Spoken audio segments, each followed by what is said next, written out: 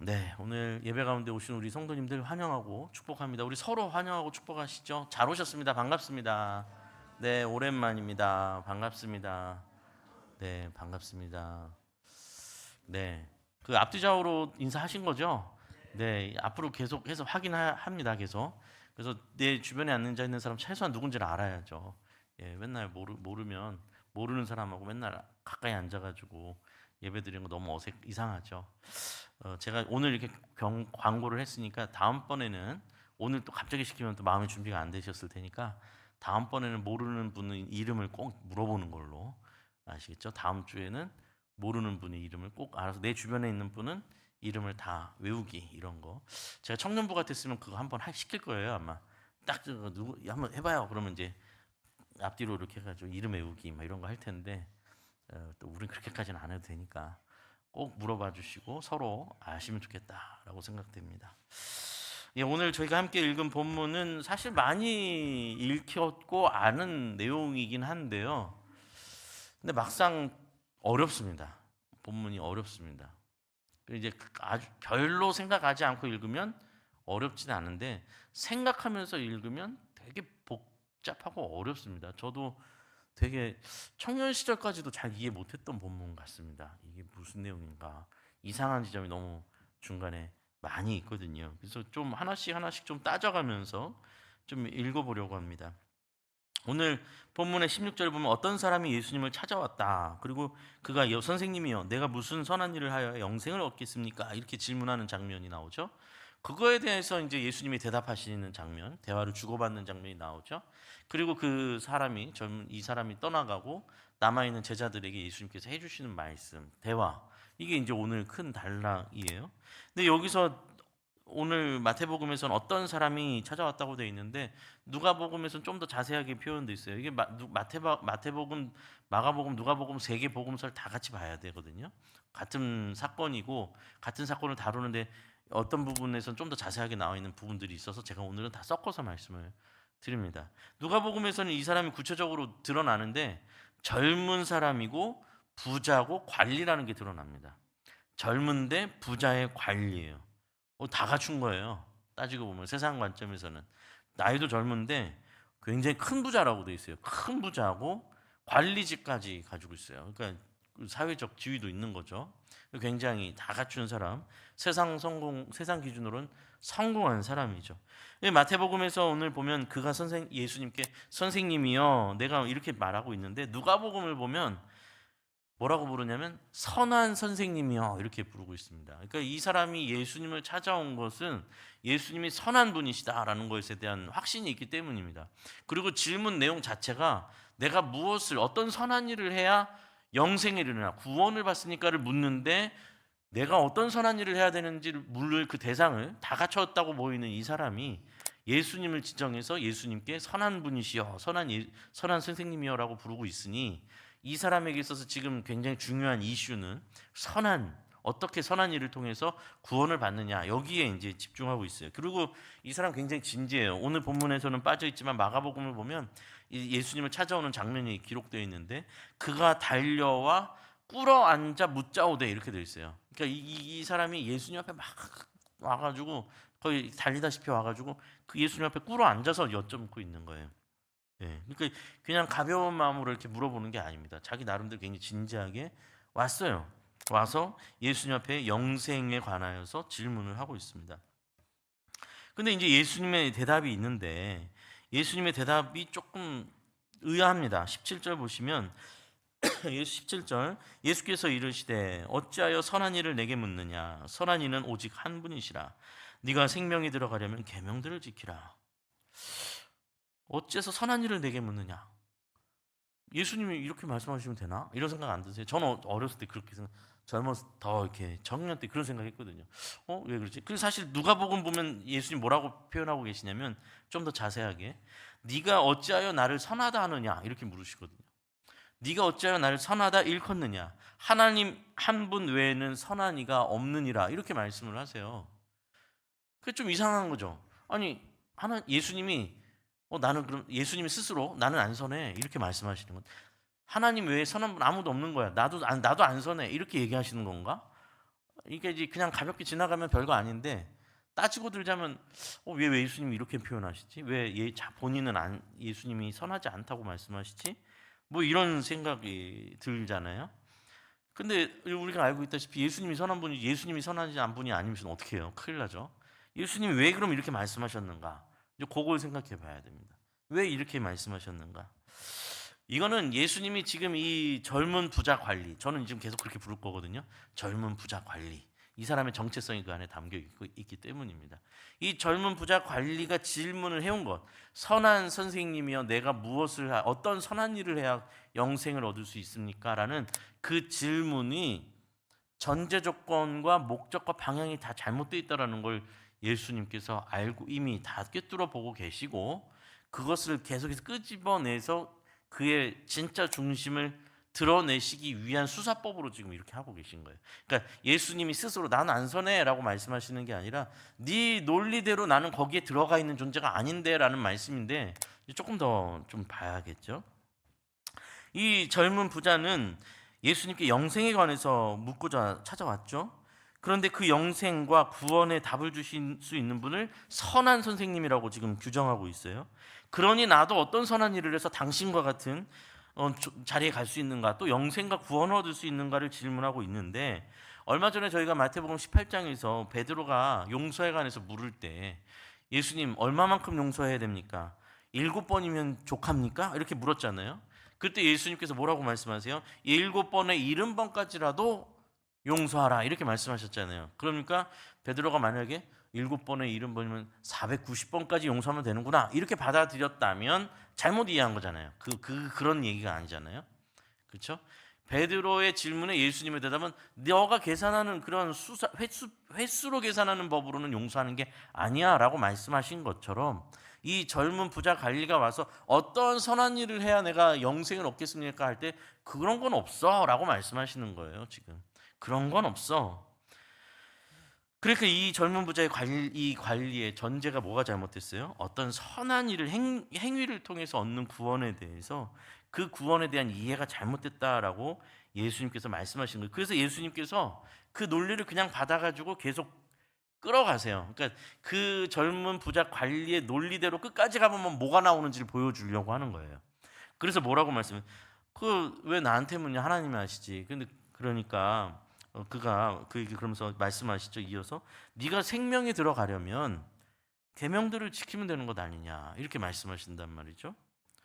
이것도 마찬가지죠. 예수님께서 생명에 들어가려면, 영원한 생명, 구원을 받으려면 계명 지키라고 하셨으니 계명을 잘 지키면, 우리가 율법을 잘 지키면 구원받는 거네? 그게 아니라는 거죠. 예수님께서 그걸 율법주의를 말하는 게 아니잖아요. 너의 논리대로라면 네가 얼마나 선한 일을 행하려고 하냐, 대단한 선한 일을 행하려고 하냐? 일단 너 계명부터 잘 지키고 있니? 이렇게 묻는 거잖아요. 너 계명을 잘 지키고 있는 거야? 하나님이 주신 율법은 잘 지키고 있는 거야? 라고 묻는 거죠. 만약에 율법대로였다면 여러분, 여기 저희가 지금 이 중에 살아남은 사람이 누가 있겠어요? 여러분, 이 중에 단 한 명이라도 10계명 다 지킨 분이 있을까요? 저는 없다고 확신합니다. 너무 제가 나쁘게 보는 건지 모르겠지만 저도 못 지켰고, 10계명조차도 다 못 지키는데 율법을 다 어떻게 지킬 수 있겠습니까? 지키지도 못했죠. 이미 그 예수님께서는 계명대로 하면 살 거 아니야. 지금 너의 논리대로라면 얼마나 선한 일을 행하느냐? 얼마나 선한 일을 행하느냐를 일단 차지하고 나서 일단 계명부터 다 지켜야 될 것 아니냐? 지금 그렇게 말씀하시는 거죠. 그래서 이제 18절에서 젊은 부자 관리가 바로 대답하죠. 그래요? 그럼 어느 계명이 오니까? 어떤 계명을 지키면 되는 겁니까? 무엇이 나를 이 구원에 이르는 율법이며 계명입니까? 뒤에 보면 알겠지만 이 젊은 부자 관리는 자신이 있어요. 지금 대답해. 계속 예수님한테 답을 얻어내려고 하고 있고, 그걸 통해서 자기를 증명하고 싶어 하는 게 보입니다. 지금까지 대화의 흐름이 좋아요. 그죠? 자기는 그리고 율법을 잘 지켜왔단 말이죠. 지금 뒤에 보면. 그러니까 뭔가 이제 인정받을 것 같다는 생각이 확인차 묻는 것처럼 들리기도 해요. 그러자 예수님께서 계명들을 나열하시죠. 살인하지 말라, 간음하지 말라, 도둑질하지 말라, 거짓 증언하지 말라. 내 부모를 공경하라. 내 이웃을 내 자신과 같이 사랑하라 하신 것이니라. 너무 다 아는 내용이에요. 당시에 모든 사람들이. 여러분 십계명이잖아요. 이거 십계명. 십계명을 보시면 십계명이 10가지 계명이 크게 보면 두 단락이거든요. 전반부는 하나님과 우리 사이에서 있어야 될, 지켜야 되는 계명이에요. 그래서 하나님 외에 다른 신을 섬기지 말라, 우상을 만들지 말라, 안식일을 지켜서 예배를 잘 드려, 이런 하나님과 우리의 관계고, 중반 이후로는 뭐예요? 우리 수평적인 관계 속에서 실천적인, 우리가 이웃사랑의 실천 속에서 해야 되는 그 계명이 십계명이에요. 그 부분에 있어서 네가 지금 선한 행위를 하고 싶어 하는데, 선한 행위로 구원을 받고 싶어 하는데, 그 계명에 네가 바로 지금 적용해서 할 수 있는, 이웃사랑 속에서 할 수 있는 것들이 이거 있는 거 아니야? 살인하지 말라, 간음하지 말라, 다 외우고 있죠. 다 외우고 있어요. 누가 몰라요. 그 이야기를 다 꺼냅니다.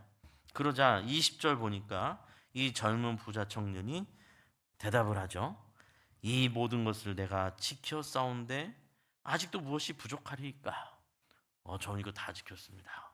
예, 다 지켰습니다. 아직도 제가 뭔가 부족한 게 있을까요?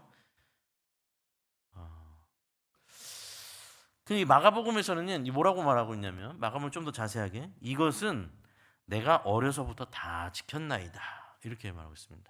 어려서부터 다 지켰습니다. 그러니 나는 이 계명을 어긴 것이 없는데요, 무엇이 내게 부족할까요? 이렇게 얘기를 하고 있습니다. 이걸 보면 예수님이 가끔 이렇게 어떤 수사법을 쓰실 때, 말하는 방법을 쓰실 때 이런 방법을 종종 쓰세요.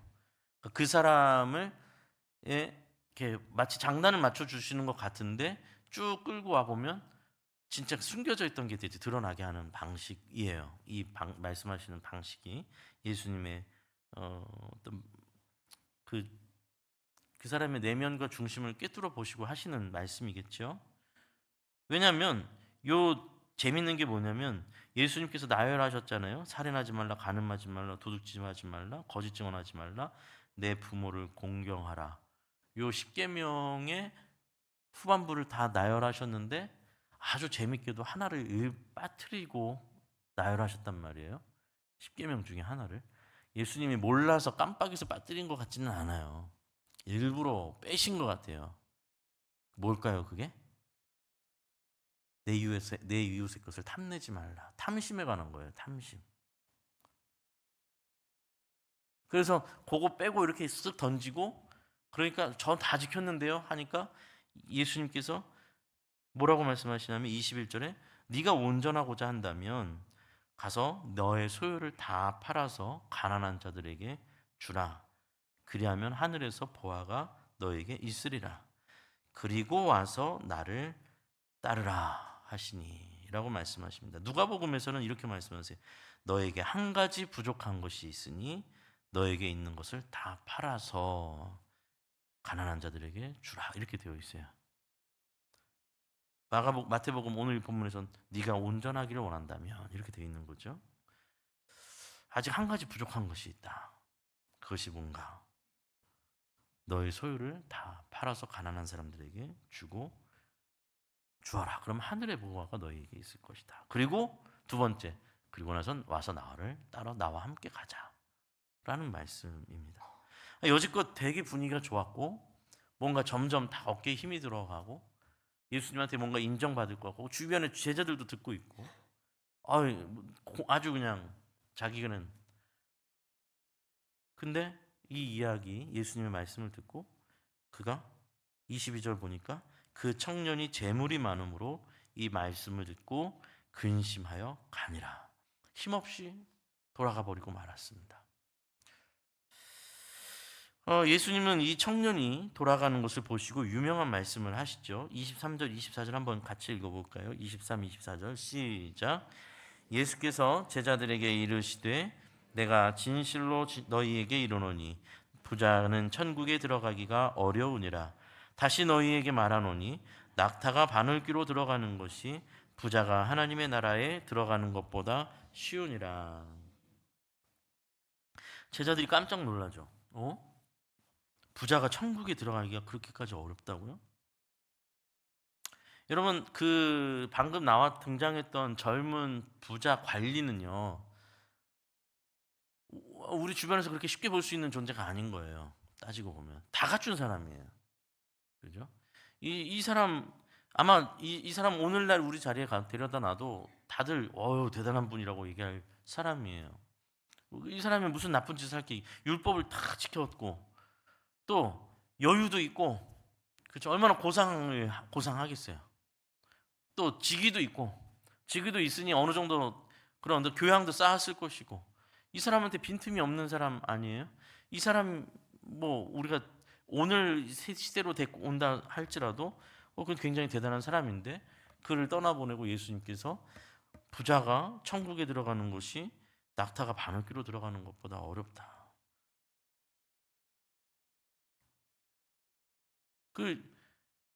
이 이야기에 제자들이 깜짝 놀라는 거죠. 아니 이게 왜 뭘까?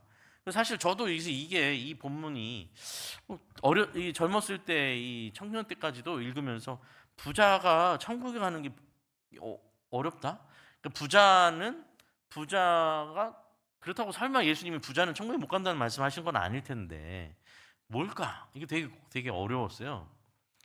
부자가 왜? 그래서 저는 나름대로 뭐라고 생각했냐면, 아무래도 부자는 돈이 많으니까 유혹이 많을 것이고 죄를 지을 확률도 많으니까, 그러니까 아무래도 천국 가기가 어려운 건 아닐까? 뭐 이렇게 생각한 적도 있었습니다.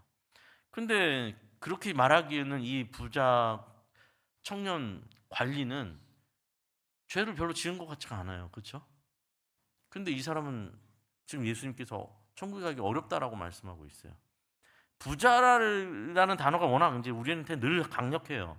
그러다 보니까 이제 그게 우리한테 걸림돌이 되는데, 그 이야기가 아닙니다. 그 이야기가 아니에요. 부자이기 때문에 천국 못 가는 게 아니라 그의 마음의 중심을 예수님께서 보신 것이고, 그거에 대해서 지금 말씀을 하시는 거예요. 그래서 제자들도 똑같이 놀라서 말한 자 25절 보면, 제자들이 몹시 놀라 이르되 그렇다면 누가 구원을 얻을 수 있으리까? 도대체 누가 아직 예수님의 의도와 뜻을 제대로 파악하지 못했기 때문에 제자들도 혼란스러운 거예요. 예수님은 단순히 그가 부자인 것 때문에 그렇게 말씀하신 것이 아닌데도 제자들이 보기에도 깜짝 놀랄 얘기인 거죠. 여러분, 우리는요, 우리의 중심을 숨기는 일에 굉장히 익숙한 존재예요. 능숙합니다. 정말 내 마음 깊은 곳에 무엇이 있는지, 뿌리 박혀 있는지 사람들한테 잘 보여주지 않습니다. 그리고 그것을 감추고 숨기는 걸 굉장히 잘합니다, 우리는. 여러분, 정말 솔직하게 한번 생각해 보자고요. 내 속에 있는 것, 내 마음 속에 있는 것, 내 속에 있는 진심, 내 마음 속에 있는 내 감정, 정말로 솔직하게 얼마나 감추고 삽니까? 겉으로는 웃고, 겉으로는 괜찮은 척하고, 겉으로는 뭐 교양 있게 하지만 정말 내 마음 깊은 곳에 있는 진짜 내 모습은 사람들한테 안 보여주죠. 숨기고 있죠. 괜찮은 척, 거룩한 척 할 때도 있고. 근데 그걸 예수님이 안 보시고 못 보시는가? 전혀 그렇지 않습니다. 예수님 보신다라는 겁니다. 그 마음의 중심을 다 보고 계시죠. 때로는 내 마음 깊은 곳에 정말로 내가 뭐를 중심에 두고 있는지 자기가 자기 스스로 속이는 사람들도 많이 봅니다. 예. 그 사람들한테 그런 척하고 사는 거죠. 그런 척하고. 이 사건은, 이 대화의 흐름은 예수님께서 부자 청년 관리의 중심을 처음부터 이미 아시고, 대화들을 통해서 한 번, 두 번, 세 번 거듭되는 대화를 통해서 그의 마음 가장 깊은 곳에 있는, 사람들은 전혀 알 수 없는, 주변에 있는 사람들도 볼 수 없었던, 곁에 있었던 제자들도 전혀 눈치채지 못했던 가장 핵심적인 그의 중심을 끌어내셔서 드러내신 장면이에요. 이 장면은. 그는 영생을 구하러 왔잖아요. 보세요. 이게 얼마나 모순인가요? 영생을 어떻게 해야 내가 구원을 받고 영생을 얻겠습니까? 라고 찾아왔는데, 예수님께서 영생을 이렇게 해서 영생을 받으라 했더니 그거는 안 받고 가잖아요. 근심하잖아요. 그리고 돌아가잖아요. 그냥 돌아갔어요.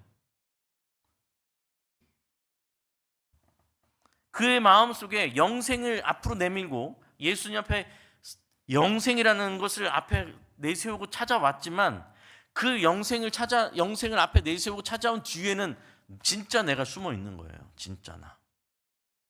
그게 뭐예요? 하늘의 보화가 너에게 주어질 것이다. 그리고 나와 함께하리라. 제자로 부르시는 거 아니에요? 그것보다는 지금 내가 쌓아놓은 것들이 더 중요한 겁니다. 지금 내가 가지고 있는 것들이 더 귀한 겁니다. 바꿀 수가 없는 거예요. 에이, 그걸 어떻게 그렇게 해요? 그럴 수는 없죠.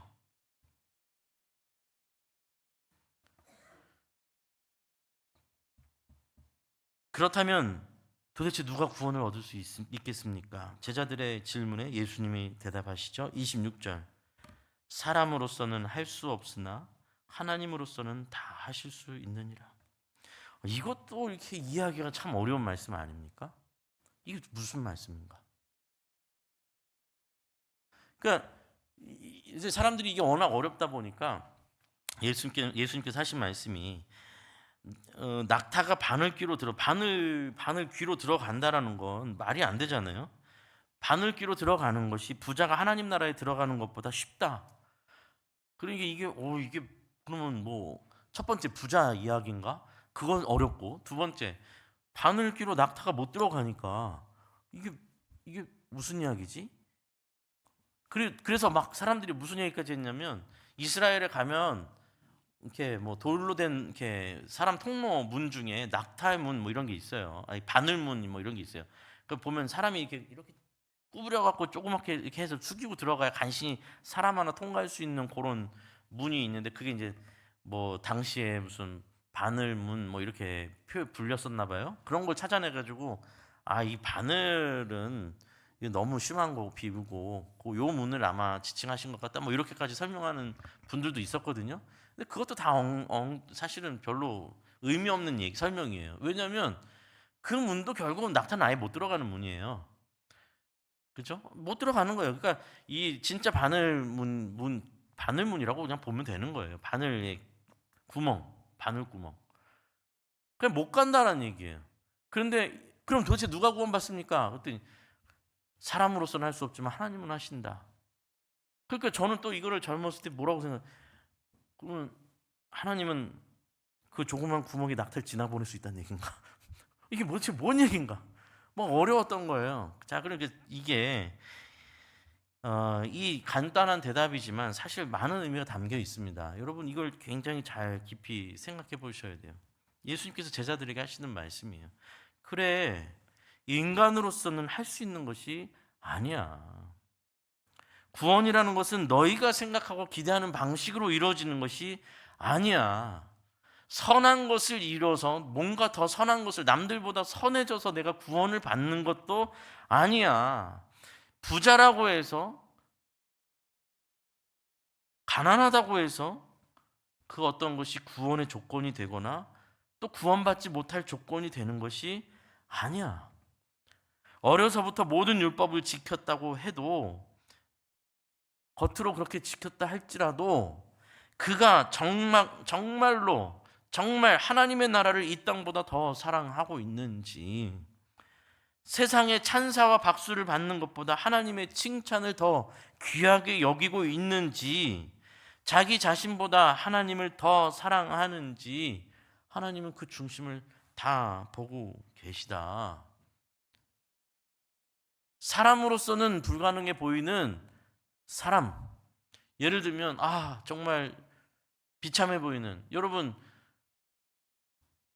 저희가 고난주간에 말씀 나눴지만 십자가에 달리신 예수의 곁에 매달려 있던 강도를 보고 누가 구원을 받을 수 있을 거라고 기대를 하겠어요? 아무도 몰랐을 거예요. 그렇죠?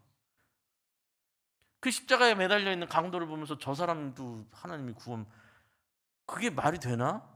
라고 생각했는데 뭐라고요? 하나님은 하실 수 있다. 하나님은 하신다. 반대로 그 젊은 부자 관리, 어디 하나 흠이 없는 이 사람 누가 봐도 이 사람이 아니면 도대체 누가 천국을 갑니까? 이 사람이야말로 하늘의 상이 보화가 크겠죠 라고 말하는 그 사람, 그걸로는 갈 수 없다라는 겁니다. 하나님만이 하실 수 있는 하나님을 통해서만, 예수 그리스도를 통해서만 구원에 이른다라는 것입니다. 이 본문이 이제 이해하기 어려운 이유는 이제 부자라는 거에 우리도 꽂혀 있어가지고 오해하기 쉽습니다. 사실 가장 강력한 것이 역사 이르로 늘 물질, 돈이었죠. 2000년 전이나 오늘이나 돈이 가장 강력하기 때문에 우리는 돈 얘기 나오면, 물질 이야기 나오면 어렵습니다. 이 이야기도 사실은요, 저도 그랬어요. 아니 아무리 그래도 예수님 뭐 있는 재산 다 팔아가지고 나눠주고 예수님 쫓으라니요. 그건 좀 너무 과한 요구 아닙니까? 저도 못할 것 같은데요. 뭐 이런 생각 저만 했는지 모르겠습니다. 저도 그렇게 생각했던 때가 있었습니다. 이건 예수님의 요청 자체가 너무 과한 요청 아닌가. 그런데 사실 생각해 보면 예수님께서 뭐 하고 계신 거예요? 네가 가지고 있는 모든 재산을 가난한 자들에게 다 나눠주라. 그 하늘의 보화가 너에게 있으리라. 그리고 너는 그리고 나서 나를 따라와라. 예수님이 초대하고 계신 거예요. 예수님과 함께하는 그 여정에, 예수님의 그 영광된 자리로 예수님이 초대하고 있는데 그 영광이 안 보이는 거예요. 그 가지고 있는 재산이 너무 크게 보이니까. 이게 이 사람만의 문제입니까? 여러분 정말 이게 이 사람이 이상한 사람일까요? 이 젊은 부자 관리가 이상하고 이 사람 아주 이중적인 사람이네, 여러분 이렇게 말할 수 있습니까? 쉽지 않을 겁니다. 우리 내면은 정말로 하나님을, 정말로 주님을 위하여 모든 것이 다 헛되고 헛되다라고 말할 수 있는 그 정말 하나님과의 그 관계 속에 놓여 있는가, 우리가 정말 그것을 보지 않는다면 여러분 위험합니다. 우리의 신앙은 위험한 거예요. 베드로가 말합니다. 보소서, 우리가 모든 것을 다 버리고 주를 따라 싸운데 그런즉 우리가 무엇을 얻으리이까? 우리는 뭘 얻게 되는 겁니까? 우리는 예수님을 다 버리고 예수님 따라왔는데 우리는 도대체 뭘 받습니까? 예수님께서 대답하시기를 28절 29절 우리 함께 읽어보겠습니다. 28절 29절 시작. 예수께서 이르시되 내가 진실로 너희에게 이르노니 세상이 새롭게 되어 인자가 자기 영광의 보좌에 앉을 때에 나를 따르는 너희 12 보좌에 앉아 이스라엘 12지파를 심판하리라. 또 내 이름을 위하여 집이나 형제나 자매나 부모나 자식이나 전토를 벌인 자마다 여러 배를 받고 또 영생을 상속하리라. 예수님의 대답은 뭐예요? 하늘의 보상을 말씀하시는 거예요. 최후의 심판 날 그들이 예수님의 보좌 곁에 앉아 있는 12지파를 심판하는 그 영광된 그 자리를 받게 될 것이다 라는 말씀입니다. 29절 보시면 이 모든 것에 여러 배를 받게 된다고 하셨잖아요.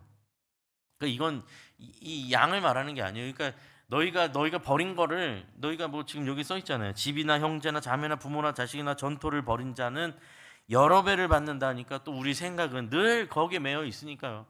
그러면 내가 주님을 위해서 이만큼 버렸으니 하나님께서 나에게 더 많은 재산을 주시리라. 그러니까 내가 헌금을 이렇게 하지. 이런 얘기가 아니잖아요. 참 어렵죠. 아니 이게 내가 하나님한테 이렇게 바쳤으니까 하나님 나한테 이렇게 바쳐. 제가 맨날 하는 얘기 있잖아요. 맨날 기도를 그렇게, 하나님 내가 10을 좀 많이 하게 해주세요. 지금 그거 바라는 거잖아요. 10의 9를 바라고 있는 거잖아요. 그게 아니고, 만약에 그렇다면 형제나 자매나 부모나 자식을 여러 배를 준다고 하면 형제도 여러 배를 주고 자매도 여러 배를 주는 게 아니잖아요. 말이 안 되는 얘기잖아요. 이 양을 말하는 게 아니라 속성을 말하는 거예요. 속성을 말하는. 이 땅에서 누리고 이 땅에서 받는 것과 다른 것을 주시겠다라는 거죠. 이 땅에서 누리고 이 땅에서 우리가 받는 것을 넘어서는 걸 주시는 거예요. 여러분, 젊은 관원은 그것을 포기한 거예요. 그것을 더 귀한 것으로 여기지 않았어요. 이 성경이 말하는 복은요, 성경에서 말하는 복은 하나님 안에 우리가 거하는 것을 복이라고 말하는 거예요. 단순한데 어려운 말씀이에요. 모두가 다 아는 것처럼 굴지만 사실 잘 모르는 말씀이에요. 이 젊은 부자 관리가 실제로 오늘 우리의 이 신앙 공동체 안에 얼마나 많을지 잘 모르겠어요. 아마 여러분 저의 설교를 지금 몇 년째 듣고 계실 텐데, 제가 설교에 여러분 복을 많이 받으십시오. 부자 되십시오. 오래 건강하게 그냥 장수하십시오. 자녀들 좋은 대학 가시고 또 좋은 회사 취직하고 이런 걸 가지고 제가 막 얘기하는 걸 거의 들어보기 힘드실 거예요. 그렇죠? 그래서 어떤 면에 있어서 약간 서운하실 수도 있어요. 우리 목사님은 맨날 그냥 뭐 듣기 불편한 얘기만 하지 좀 잘 되라 하고 또 복된 얘기는 거의 안 하시는 것 같다. 축복 안 하시는 것 같다. 뭐 이렇게 생각하실 수도 있어요. 그런데 저는 제 입장은 그겁니다. 예수님도 그렇게 안 한 걸 제가 뭐라고 그렇게 하겠어요? 제 입장은 그거예요. 예수님도 안 하신 걸 제가 뭐라고 그렇게 할 수 있겠어요? 근데 오해하시면 안 돼요. 그 복이 없는 게 아니에요. 물질의 복도 있고요.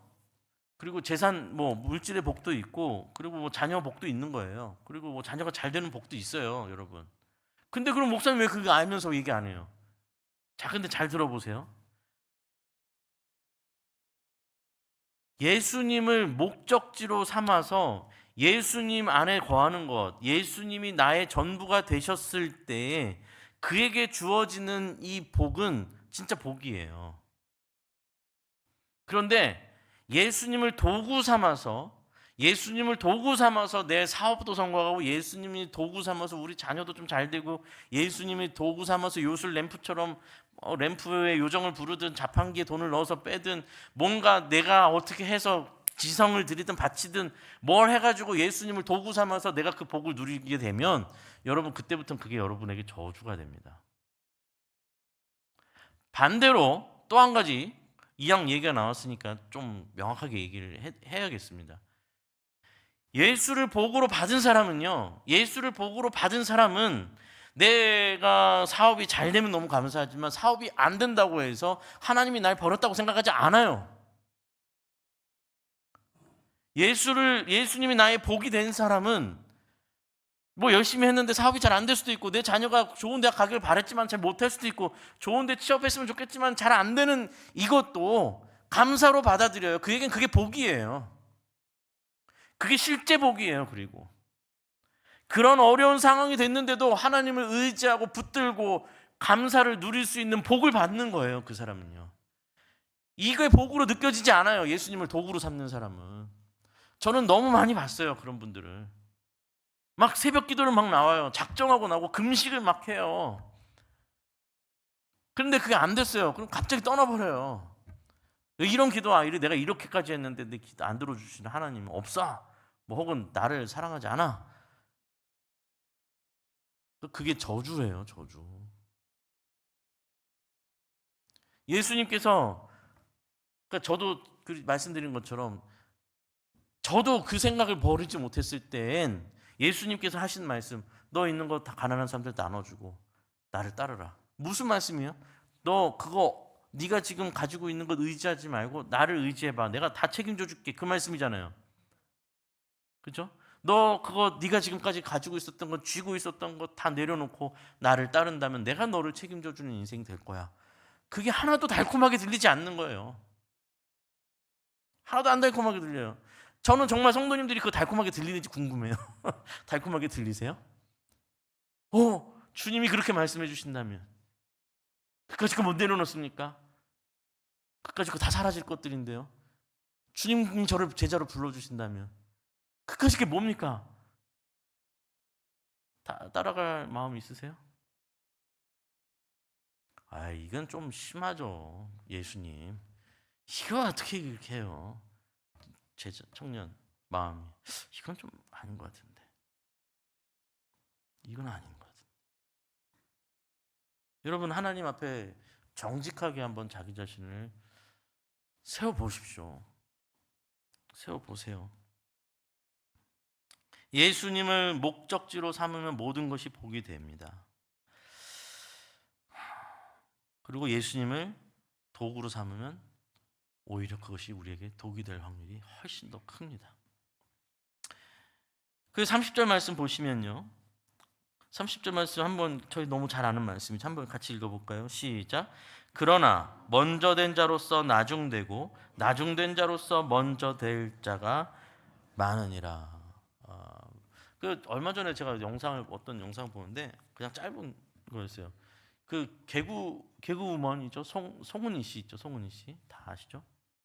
그분이 그런 자리가 아니에요. 뭐 교회고 뭐 간증하는 자리가 아닌데 그냥 동료 연예인들하고 얘기하다가 그냥 그 얘기를 하려고 하는 것도 아닌 것 같아요. 어떤 얘기하다 그냥 자연스럽게 자기 그냥 최근 어떤 근황을 얘기하면서 나 요즘 교회 다녀 이렇게 하더라고요. 그 사람들이 뭐 누나 교회 다녀? 막 이러면서 연예인들이 그러니까 나 교회 다녀. 근데 근데 있잖아 그러면서 그 얘기하는 거예요. 내가 어떤 사람이었는 줄 알아? 그러면서 나는 불교 집안에서 태어났다고 했나? 나는 교회 가는 거 딱지 제일 싫어했던 사람이야. 막 그러면서 얘기를 해요. 그러니까 이거 뭐 영상에 그냥 다 올라와 있으니까 제가 여러분께 말씀드립니다. 자기는 교회 자기 전도하는 사람 진짜 완전히 막 싫어하고 막 했대요. 그 배우 중에 최강이라는 배우가 있거든요. 그 배우가 자기를 여러 번 전도하려고 했대요. 그때마다 제가 하는 얘기가 아니고 그 송은인 씨가 하는 말이에요. 그때마다 그렇게 했대. 꺼져. 그렇게 했대요. 뭐 전도만 얘기할 거면 꺼져. 뭐 그랬대요. 친하니까 그랬겠죠. 근데 어느 날 궁금해졌대요. 갑자기 도대체 제가 왜 저러나? 교회 가면 뭐가 있다고 저러나? 너무 궁금해졌대요. 그래서 그 최강희 씨한테 그랬대요. 야, 너 언제 교회 갈 때 나 좀 한번 데리고 가봐. 그랬대요. 그랬더니 이제 최강희 씨가 기뻐가지고, 이렇게 기뻐가지고 잘 알아보지도 않고 교회를 예배도 없는 시간에 예배 있는 줄 알고 데리고 간 거예요. 갔더니 교회 갔는데 이제 교회가 이렇게 건물이 따로 있는 건물이 아니라 이게 이렇게 막 시장 이렇게 허름한 상가 2층에 있는 조그만 교회였대요. 그 송은희 씨 말이. 그 갔더니 그날 이 시간 예배가 없다는 거예요. 그래서 송은 씨가 이씨 하면서 이제 화가 났는데 거기 안에 그 예배당 안에 조그만 그 예배당 안에 여자분들이 지금 뭐 뻔하죠. 권사님, 집사님들이겠죠. 모여 있었나 봐요. 그러다가 최강희 씨가 오고 이렇게 송은 씨 데리고 왔으니까 아유 들어오시라고 막 환영을 했나 봐요. 그러니까 도망갈 수도 없고 이거 지금 되게 곤란한 상황. 얼굴 다 아니까 자기 알아보니까 도망가지도 못하고 해가지고 그냥 반 끌려가듯이 들어간 거예요. 그럼 속으로 하면서 들어갔대요. 그래서 했더니 이렇게 삥 둘러 앉더래요. 그러더니 뭐 다가하면서 얘기를 나눴겠죠. 그 뭐겠어요. 지금 저희를 지금 나무 모임 한 거예요. 근데 그 앉아가 자기가 한쪽 구석에 옆에 앉아 있었대요. 아무 말 안 하고 듣고 있었대요. 가만히 듣고 있었대요. 그랬더니 지금 이 이야기를 자기 동료 연예인들, 교회 안 다니는 연예인들한테 하는 거예요. 뭐 영화 감독도 있었던 것 같아. 뭐 그런데 같이 얘기하는데 그 얘기를 하는 거예요. 그래서 근데 있잖아. 그래서 얘기하는 거예요. 별 얘기 안 했거든. 별 얘기 안 하고 자기들 본인들이 그분들이 일주일 동안 어떻게 살았는지 그런 얘기 나누고 뭐 그런 기도 제목 같은 거 얘기 나누고 뭐 어떻게 뭐 이렇게 어떤 어려움들이 있었는지 이런 얘기 하는데 그 이야기를 자기를 하더라고요. 갑자기 눈물이 그렇게 울컥 쏟아지더래요. 자기가 아무것도 아닌데 별 얘기도 아닌데 가만히 이렇게 있는데 자기는 막 지금 연예인인데 내가 연예인인데 여기 앉고 안 갇혀가지고 잘못 걸렸다 싶어가지고 경계하면서 이러고 있었는데 너무 편안하게 본 얘기들을 하시더라는 거예요. 근데 이야기를 하는데 갑자기 얘기를 듣고 있는데 갑자기 울컥 쏟아지면서 자기가 엄청나게 눈물이 흘렸나 봐요. 그러면서 뭐라고 여기에 이제 안 믿는 동료들한테 뭐라고 말하냐면 나 그때 하나님이 살아계시다는 걸 내가 믿었어. 알게 됐어. 나 지금 교회 다니고 있어. 물론 이분이 이제 초신자죠. 완전 초신자예요. 그래서 또 편하게 막 그렇게 얘기를 하고 있어요.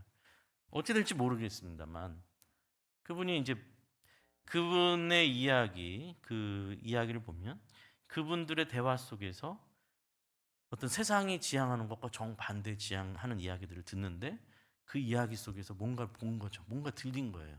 뭐라고 설명 못 하겠대요, 자기가. 근데 그냥 무너져 내렸고 하나님이 살아계시다고 자기가 고백하지 않을 수 없었다라고 이야기합니다.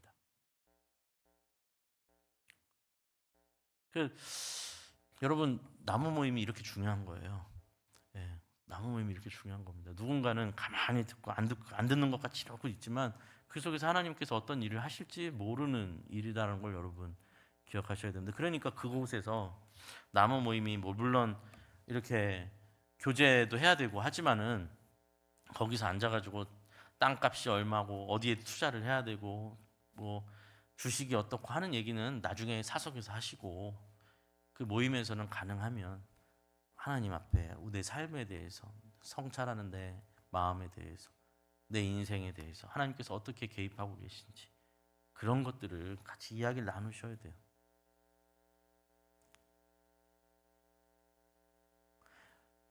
먼저 된 자로서 나중되고 나중된 자로서 먼저 될 자가 많다. 주님께서 이렇게 말씀을 마치시죠. 저도 모태신앙인데요. 사실 목회하는 입장에서 보면 제일 얄미운 사람이 모태신앙인들이에요. 이리저리 뼈 빠져나갈 거 다 알고 있고 이렇게 저렇게 다 아는 듯이 행동하고, 근데 보면 아무것도 모르고 있고 다 하는 척하고 있고 안 하고 있고 경건한 척하는데 뒤에서는 자기가 하고 싶은 거 다 하고 있고, 정말로 하늘의 것을 더 크게 여기고 있는가? 내가 쥐고 있는 것을 더 크게 여기고 있는가? 주님께서 물어보신다면, 주님께서 그 중심을 보신다고 했을 때 정말로 그러한가? 오히려 정말 초신자, 이 송은이 씨가 어떻게 될지 모르겠지만 이렇게 초신자가 와서 진실하게 자기가 깨지고 무너지고 정직하게 예수님 만나서 신앙생활하는 분들이 훨씬 더 순수하게 정말 신앙생활하는 것 너무 많이 봅니다. 그러니 우리가 신앙의 유산을 받았다라는 건 너무나 귀한 일이고, 그렇지만 자기 자신을 돌아보고 정직하게 하나님 앞에 서고 그렇게 하나님 앞에서 나를 돌아볼 필요가 반드시 있습니다. 그리고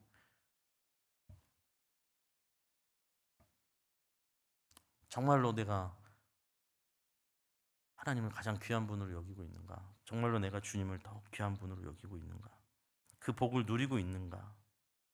여러분, 그 복을 잘 누리셨으면 좋겠습니다. 진짜 예수님을 믿는 것이 나의 복이다라고 고백하는 저 여러분 됐으면 좋겠습니다. 네.